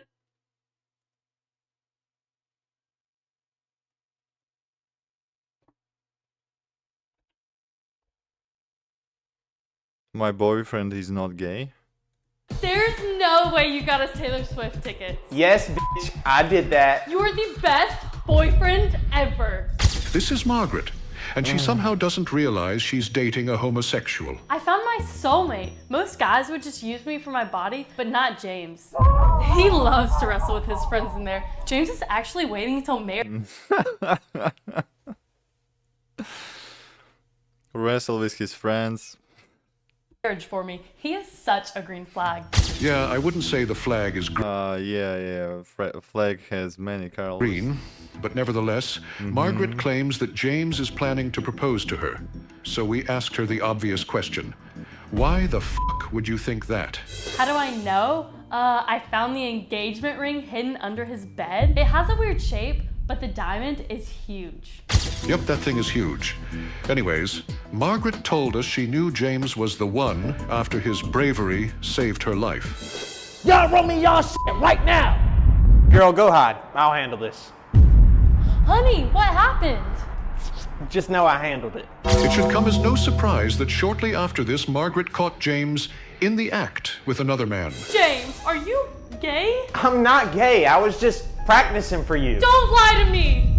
Alright, yeah, bitch, I'm gay. It's pretty fucking obvious. Then why are you dating me? Because you cook and clean. Now speak when you're spoken to and go do them damn dishes. What? You did? You scared.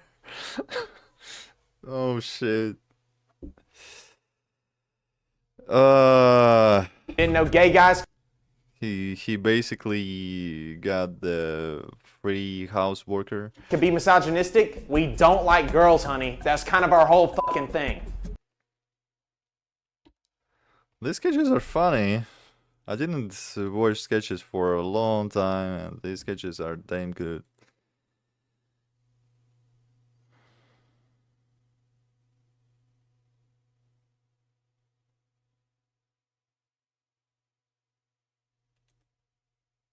Some people have a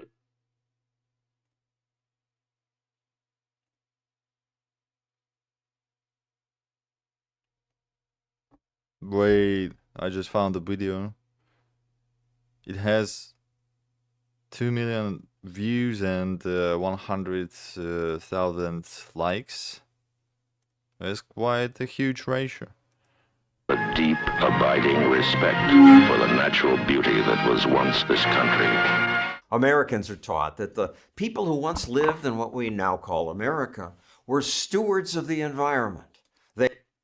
What your teacher didn't tell you about Native Americans, the video called. They had an ancient respect and connection to the land and water. Disney movies made that their message. I know every rock and tree and creature has a life, has a spirit, has a name. No, I don't think Native American hunters gave names to every rabbit in the woods around them. No, that's not a real thing that happened. Political science professor Wilfred Riley's new book is Lies My Liberal Teacher Told Me. We've gone into almost this cult. Nice name of the book. Like romanticism. Yeah, the many teachers are liberal because the whole educational system is liberal, basically. Otherwise, it's hardly can exist, because if it wouldn't be leftist liberal, that will not scam the people on the majors which are not that important and not that useful, like the sociology, like just acting, etc., arts. I mean, it's kind of useful, but still many of the professions you can in many of the professions with such majors you can just enter without any degree. And sociology, I'm really doubting that there are many jobs on sociology major and that actually require exactly the degree. And the business major are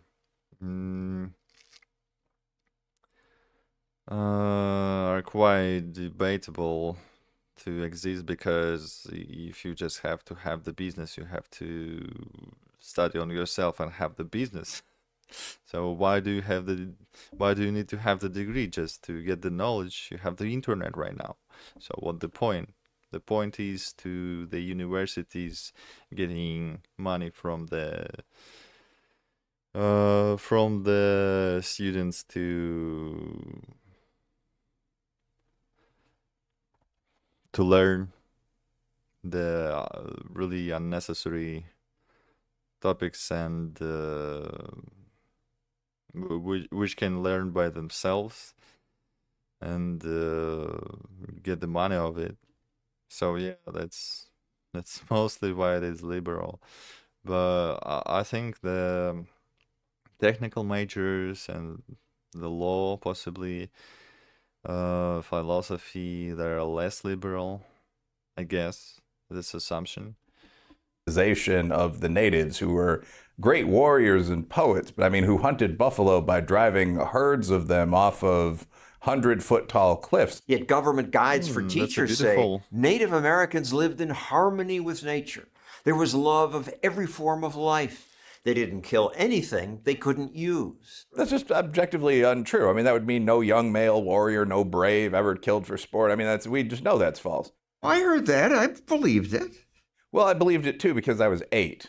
The best-selling book, Lies My Teacher Taught Me, loved by teachers and students alike. Riley's new book is a response to this hugely popular. Lies My Teacher Told Me Everything Your American History Teacher book got wrong. Damn. These books are quite catchy. The titles and everything. Your book.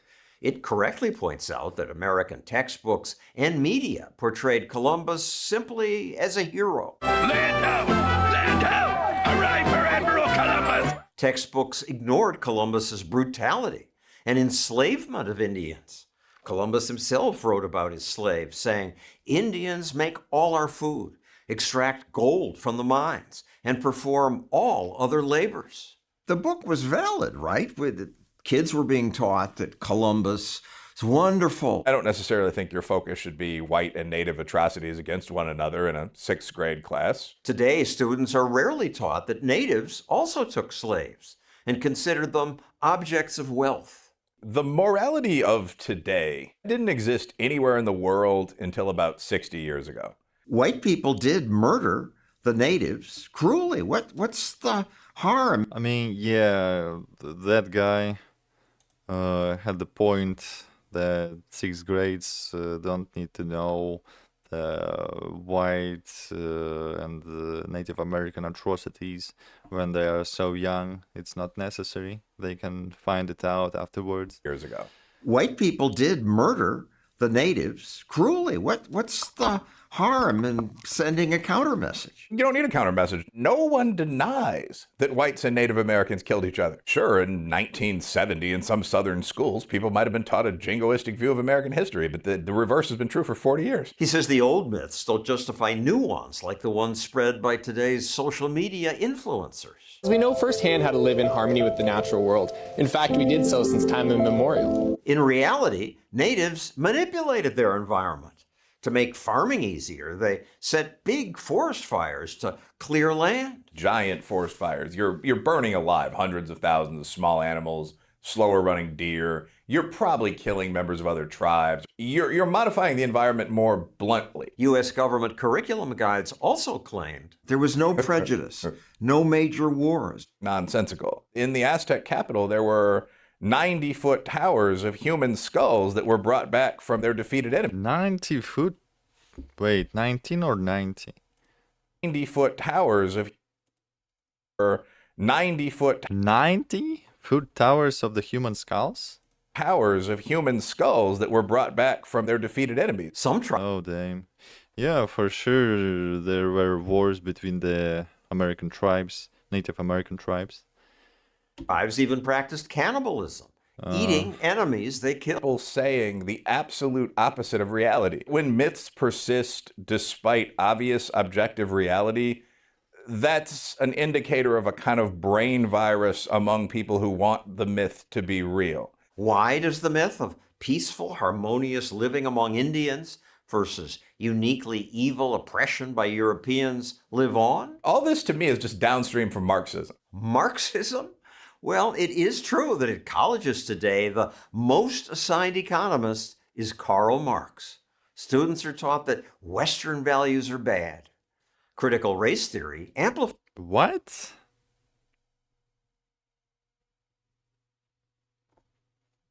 Are they teaching the Karl Marx? Is Karl Marx. What? Wait, in the US? That at colleges today, the most assigned economist is Karl Marx. Most assigned economist in the colleges is Karl Marx? In US? The communist propaganda took over the US educational system really hard. That's sad, actually. Students are taught that Western values are bad. Critical race theory amplifies that. White Americans have more because of racism. Critical race theory is communist theory with the rich man replaced by the white man. Westerners and white people being so evil. Why is it so popular? I think that a lot of rich people don't like their father. There is a lot of dislike for our society among people who are pretty near the leadership class. I think the people who teach these myths mean well. They want minorities to feel included. But teachers should at least also teach that America's sins were not unique, that just about every society had slavery, cruel wars, and environmental destruction. The seldom taught good news is that in the last century, the West I'm not led getting on which side is this guy.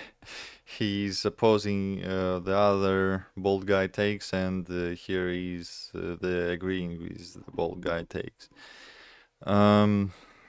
That's probably a role here to just say the contrary opinion. the world in making things better. The Geneva Convention. But I'm quite disappointed that in US. I mean, I knew it, but still, it's kind of disappointing that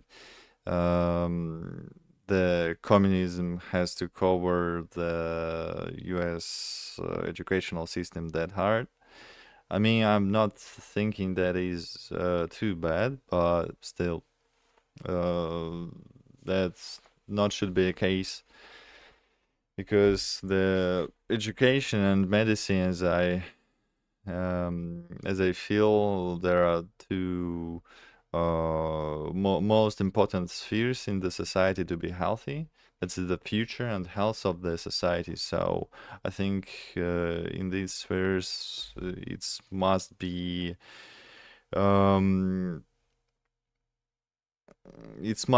much better environment to actually get the services to the population. Saying that you can't abuse prisoners of war who tried to kill you.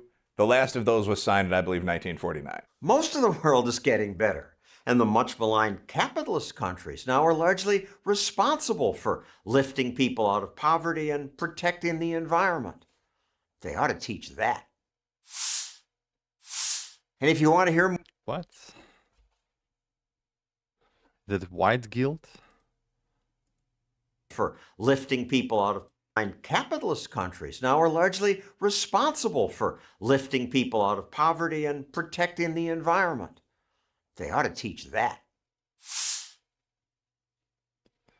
Well, I mean, it's of course important to save the environment and so on, but when the China exists and all of these second and third world countries who are vastly polluting the environment are existing, then it's not that big deal that the Western countries are actually protecting the environment, while some really huge countries are in the biggest amount not protecting it. So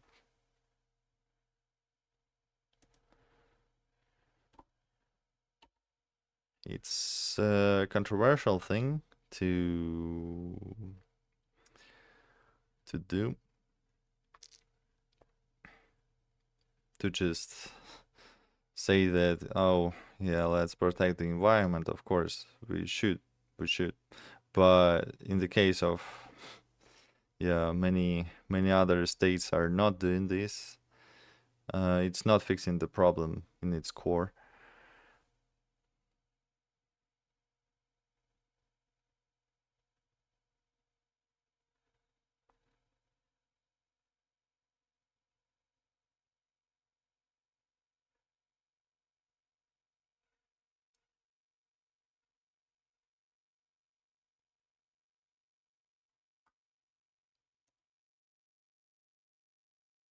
But it's Kai reacted to you.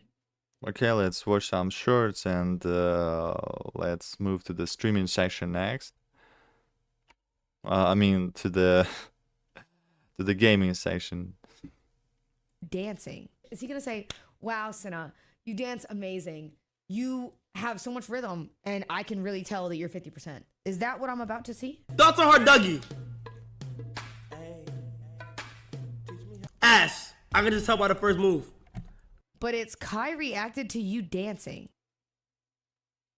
If I gave you $100 million, would you rather fight 10 100-year-olds or 110-year-olds? Decisions. That has got to be the stupidest question I've ever heard. Have you met an 100-year-old? 10 100-year-olds in a room. The only thing going on in that room is oxygen being converted to carbon dioxide. If I gave you one.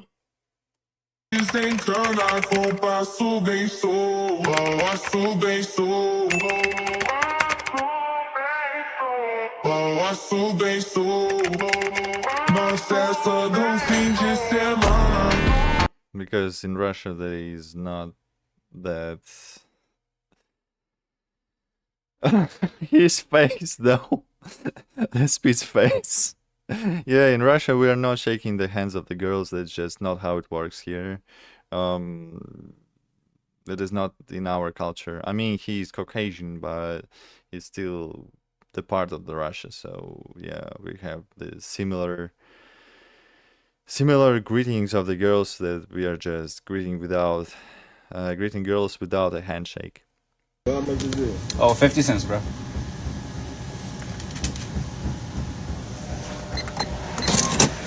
Thank you, Mom.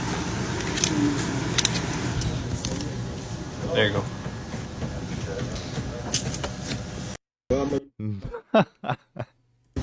Oh, 50 cents, bro.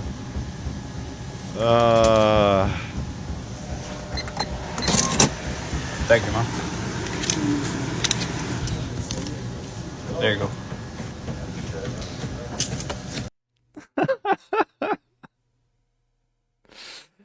He took his own medicine.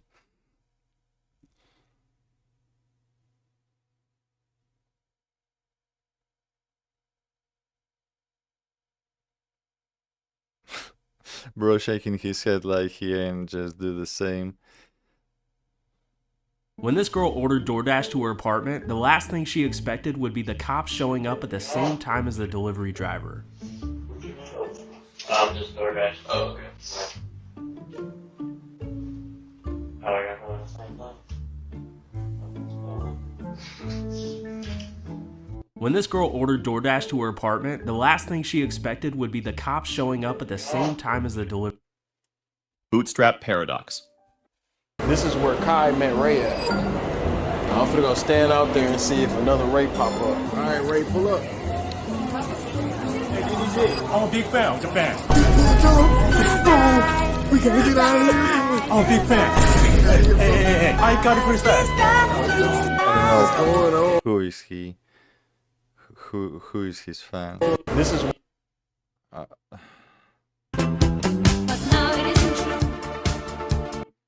Napoleon. This is Napoleon studying at military academy. Dark outside. Everyone else had already left. The shadow is cast on the map of Europe. That's symbolic. Presenting its destiny. Yeah, exactly. Okay. So right now I'm going on the break. And then I'll play the Ravenswatch. I really hope that I will finish this game in the few next streams. So yeah, I mean the finish. By finish, I mean by saying finish, I mean that I will beat the boss. So yeah, stay tuned.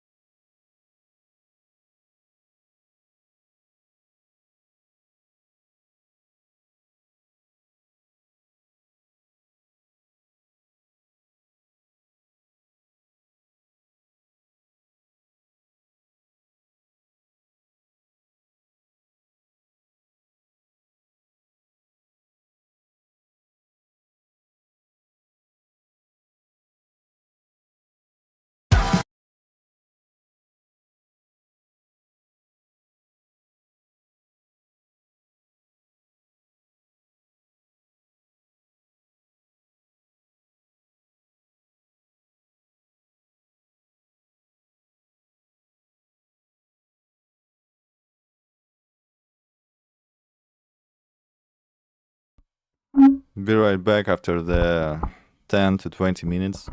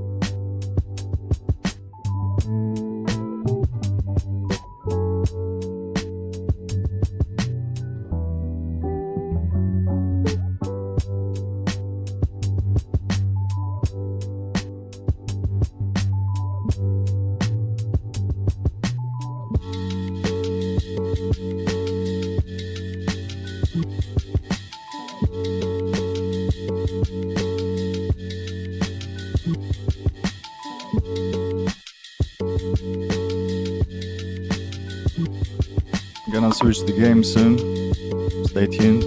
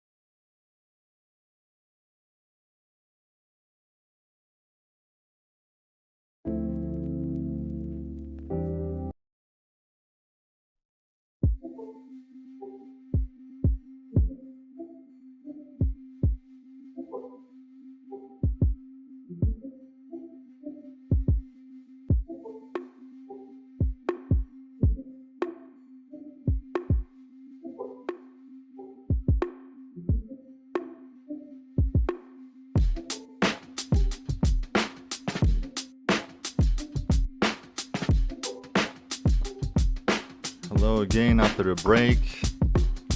Now just switching on the Ravenswatch and gonna play soon.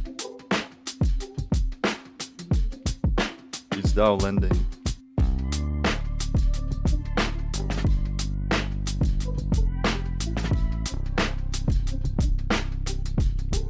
I mean,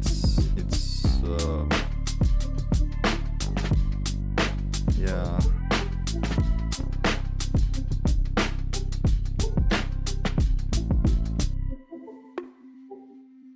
The update is down landing, yeah, I forgot the word.